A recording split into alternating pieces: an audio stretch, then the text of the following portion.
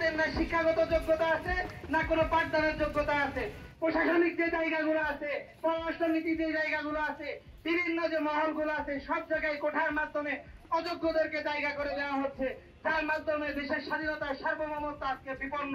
মেধা না কোটা, কোটা না মেধা, কোটা না মেধা, কোটা না মেধা, দালালি না রাজপথ, হাইকোর্ট না শাহবাগ, হাইকোর্ট না রাজপথ, হাইকোর্ট না রাজপথ, দালালি না রাজপথ, 52-এর হাতিয়ার, 71-এর হাতিয়ার, কোটা না মেধা।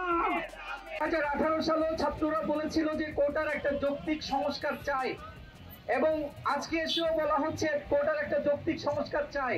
এই দেশের মুক্তিযোদ্ধাদের চেতনা কখনো সুবিধার জন্য তারা এই দেশের মুক্তিযুদ্ধে অংশগ্রহণ করে নাই, কিন্তু স্বাধীন দেশের মানুষ তাদেরকে যদি যথাযোগ্য মর্যাদা দিতে চায় সেটা অবশ্যই দেবে। সেটার জন্য যতটুকু একটা ন্যূনতম মাত্রায় কোটা থাকা দরকার সেটা আমরা মনে করি।